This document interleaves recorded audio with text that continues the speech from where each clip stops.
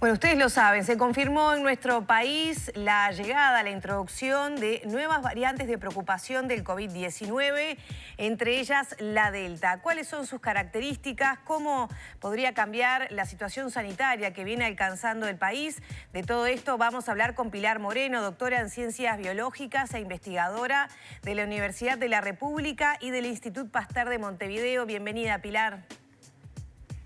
Buenos días para todos. Muchas gracias por la invitación. Gracias a ti. Bueno, Pilar, primero que nada me gustaría que nos hicieras una breve reseña de cómo fue el proceso de detección de estas variantes, este trabajo que están haciendo con las muestras positivas de quienes ingresan al país. Perfecto. Bueno, desde marzo en realidad se creó un grupo interinstitucional formado por más de 30 investigadores de la UDELAR, del Instituto Pasteur de Montevideo, del Ministerio de Salud Pública, asociado al Sanatorio Americano y recientemente a TGen, que la idea era hacer un monitoreo genómico en tiempo real. ¿Qué significa eso? Era poder ver qué era lo que estaba pasando con el virus en nuestro país, qué variantes circulaban y bueno, ir monitoreando un poco cuál era la dinámica de estas variantes en nuestro país. A partir de las vacaciones de julio, además de hacer ese monitoreo que hacemos en todo el país durante semana a semana, que recibimos muestras para hacer el monitoreo, nos abocamos a todo lo que eran aquellas personas que retornaban de viaje.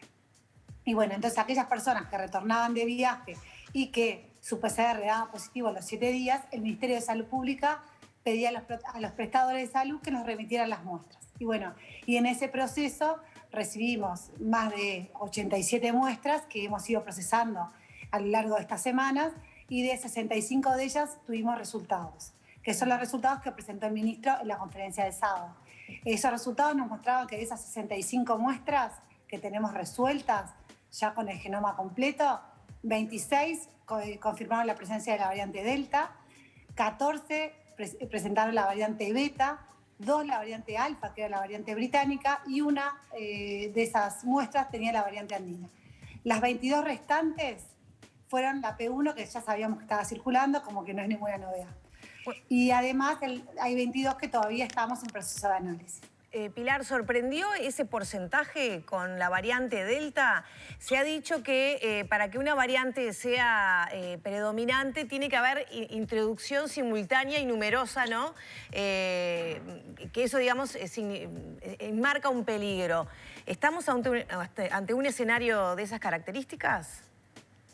Lo cierto es que la verdad que esperábamos la entrada. En un mundo tan globalizado, pensar que algo que circula en el otro lado del mundo no va a venir acá es algo que es impensable. Nosotros esperábamos ver la entrada.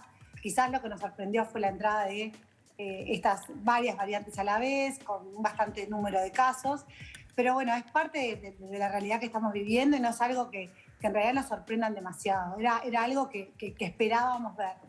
O sea, lo que tenemos que ver ahora es qué pasa a partir de ahora. Estas personas que detectamos la variante Delta fueron personas que vinieron del exterior.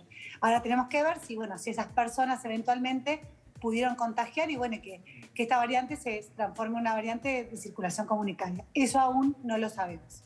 Doctora, cuando ingresó la P1, cuando comenzamos a tener noticias de que había ingresado la P1, que obviamente la cercanía fronteriza también auguraba que tarde o temprano iba a ingresar al Uruguay, llamó la atención la rapidez con la que los diferentes estudios fueron mostrando el crecimiento de la P1 hasta transformarse en la predominante en nuestro país.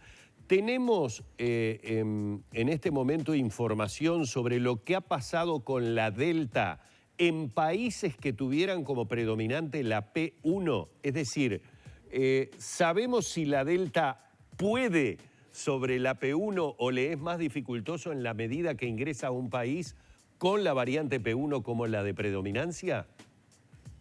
Humberto, está buenísima la pregunta porque realmente Uruguay es un caso único quizás hoy en el día en el mundo. ¿Por qué? Porque nosotros tenemos 100% de circulación de P1 y entra Delta. Eso no ocurrió en otros países. Lo que ocurrió en otros países es que sí hubo un aumento grande de Delta y desplazó otras variantes, no P1. Entonces Uruguay en eso es un caso a estudiar y un caso que vamos a poder evaluar en tiempo real mediante los estudios que hacemos desde el grupo. Igual, lo que es importante destacar es que es diferente la situación que nosotros teníamos cuando ingresó P1 a la situación que tenemos ahora. ¿Por qué? Porque en febrero nosotros teníamos una alta movilidad y a su vez teníamos, en realidad no teníamos población vacunada porque la vacunación no había comenzado. Esta variante P1 que entró varias veces al país, se diseminó rápidamente en una población que no estaba inmunizada. Y eso causó el aumento de casos y además del aumento de casos causó también el aumento de hospitalizaciones y muertes. El contexto de entrada de Delta es diferente. Tenemos más de un 58% de la población vacunada con las 2 dosis, o sea, completamente inmunizados, y eso cambia radicalmente la situación. Por lo pronto, lo que se está viendo en otros lados del mundo, que es verdad que no tienen 100% de P1, pero vamos a países que pueden estar tan bien inmunizados como nosotros, como puede ser Portugal, Reino Unido, Israel, se vio un aumento grande de casos, pero eso no estaba acoplado por ahora a un número importante de muertes. En cambio, en países están con poca inmunización, y ahí quiero nombrar, por ejemplo, Rusia, Indonesia o algunos otros países del sudeste asiático, lo que vieron es que entró Delta y Delta aumentó los casos y aumentó las muertes. Eso nos muestra que la vacunación va a jugar un rol muy importante, esperemos que tenga un rol importante en la entrada de Delta. Pero es algo que todavía, lo cierto es que nos falta evaluar, porque es algo que es todo muy reciente. Siempre decimos, nosotros aprendemos en tiempo real. O sea, lamentablemente a veces no podemos dar las certezas que la gente quiere escuchar, porque también estamos aprendiendo en este proceso. Claro, pero Pilar, también se ha dicho que la Delta afecta más a los jóvenes, que son el sector de la población menos vacunada, incluso los menores de 12 años, que ya están con su movilidad al 100%, ¿no? Ya se retomó la presencialidad en los centros educativos. ¿Qué se puede esperar en ese sentido?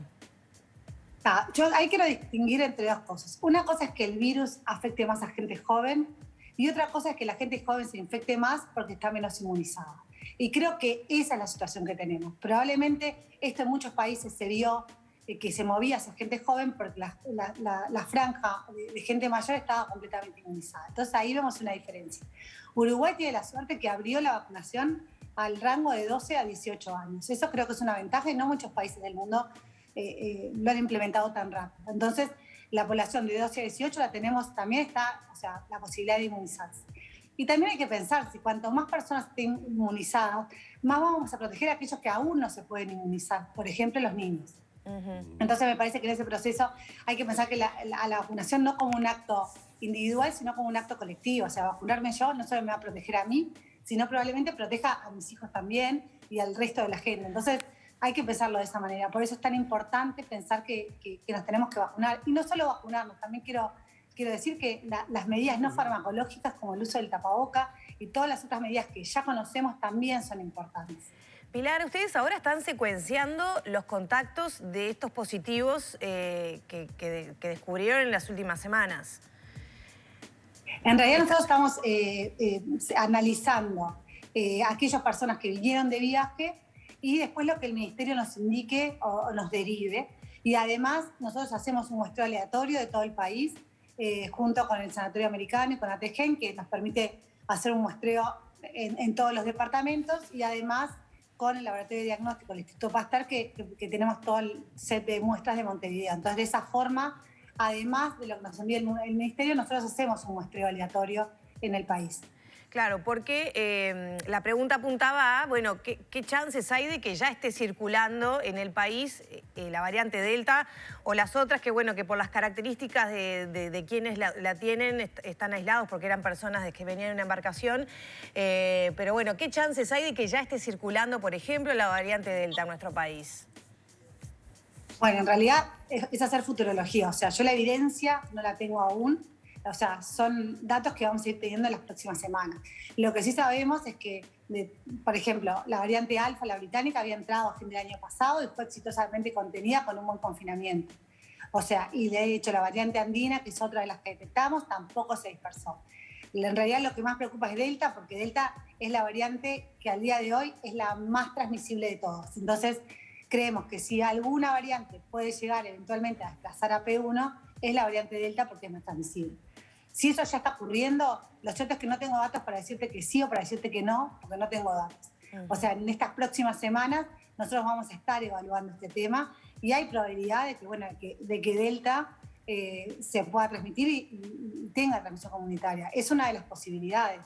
También es importante saber que esto pasa a ser más un problema de la población no vacunada que de la vacunada, porque se ha visto que como ya comenté, que en los países donde la vacunación es tan buena como en Uruguay, si bien los casos aumentan, las vacunas siguen protegiendo contra hospitalizaciones y muertes. Y eso es importante que quede claro.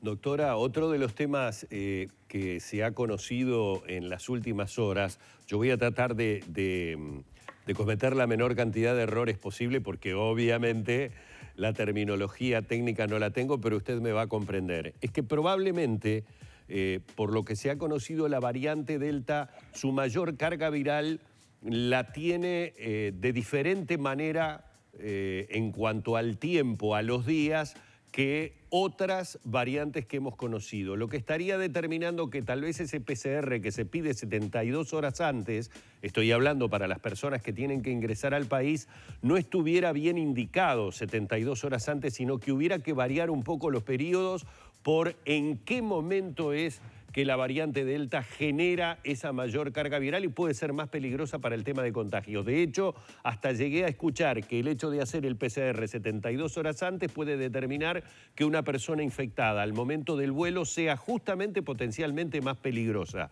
No sé si más o menos lo dije de la manera que lo escuché. Perfecto, perfecto. No. Exactamente, o sea, que son los reportes que hay hasta ahora y es un patrón. Que se ha visto que Delta...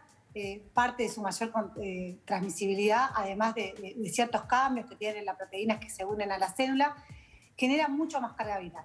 Y lo que se ha visto es que esa carga viral probablemente ocurra algunos días antes, o sea, no a los 5 o 7 días como veníamos viendo hasta ahora, sino quizás a los 3 días. Si esto se termina de comprobar con más estudios, sí, eventualmente tendríamos que modificar los protocolos que ya existen para adaptarnos a esta nueva situación. Es una posibilidad. Y es algo a lo que debemos estar atentos porque, como vos decís, si pedimos 72 horas antes de viajar la PCR y un paciente que se infecta ahí a los 3 días puede tener la mayor pico de carga viral, podría estar contagiando en el avión. Entonces son estas cosas que se irán ajustando a medida de que haya más información sobre este tema. También supongo que se irá ajustando cómo trabajar con esa persona o ese caso positivo al regreso al país. Ya se conoció ayer que las autoridades no tienen pensado cambiar el protocolo de cuarentena para quienes estén vacunados. ¿Eso podría facilitar el ingreso de las variantes de preocupación a Uruguay? Bueno, yo acá voy a dar mi opinión como científica. Sé que las decisiones políticas tienen otros componentes. Como científica, creo que la mejor forma de contener el ingreso de las variantes al país es mediante la cuarentena hasta el segundo hisopado. De eso no tengo ninguna duda. Obviamente, tengo una visión virucéntrica, o sea, mi rol es saber sobre el virus y saber cómo funciona el virus. Y si me fijo en eso, no tengo ninguna duda que lo mejor sería una cuarentena obligatoria hasta el segundo PCR. Y en ese sentido, una eventual apertura de fronteras hacia el verano de extranjeros vacunados, ¿también podrían cerrar un peligro entonces? Y cuanto más abiertos tengas y menos controles hagas, más fácil es que una variante ingrese y una variante se disemine. Esa es un poco la realidad en la que vivimos.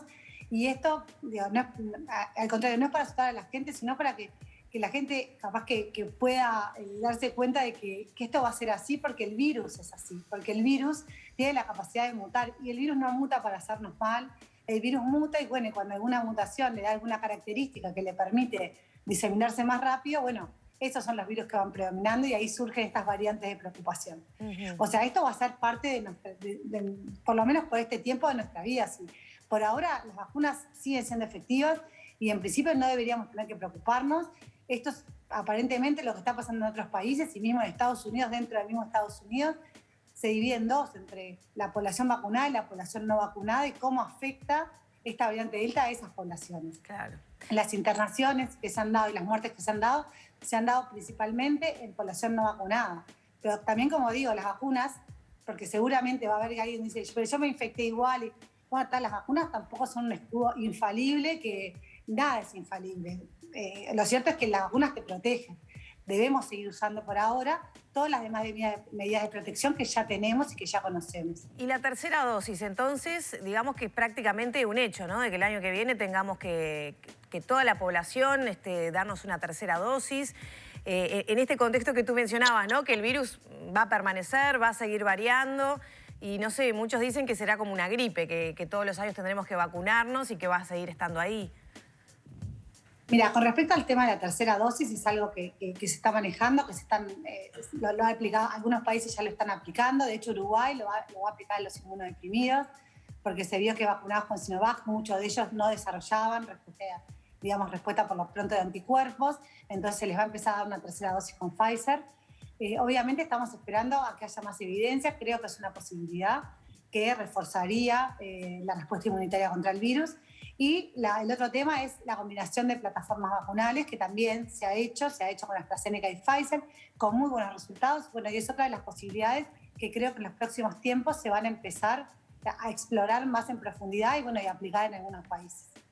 Doctora, la última pregunta, porque se nos ha ido el tiempo de tantas que uno tiene. Pensando en esa tercera dosis, en la necesidad de reforzar la protección, ¿sabemos en este momento por cuánto tiempo? Es decir, le voy a poner el caso concreto. Yo estuve dentro de la primera franja etaria, la segunda dosis me la di el 5 de abril, el 19 de abril yo sabía que quedaba inmunizado. ¿Hasta cuándo tengo anticuerpos? ¿Cuándo debería reforzar la protección o todavía es algo que no tenemos absolutamente claro? Y los estudios se vienen haciendo a medida que avanza la vacunación. Se dice que hasta 8 meses la inmunidad sería duradera. Son cosas que todavía se siguen evaluando porque como esto es en tiempo real, también recordemos que no hace tanto tiempo que todos los países empezaron a vacunar. Entonces, eventualmente la tercera dosis puede llegar a ser una realidad, o sea, creo que es una posibilidad.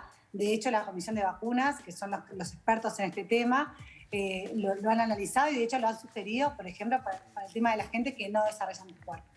Y después la inmunidad también a veces es muy personal, o sea, hay gente que desarrolla muy buena inmunidad y otra no. Por eso a veces es difícil decir cosas absolutas, claro, porque hay cosas que en la biología nada es absoluto. Entonces, por eso quizás a veces cuesta tanto transmitir y dar certezas sobre cosas que no tenemos aún y que vamos aprendiendo en el camino. Lo cierto es que las vacunas funcionan, las vacunas son efectivas para todas las variantes que han surgido hasta ahora.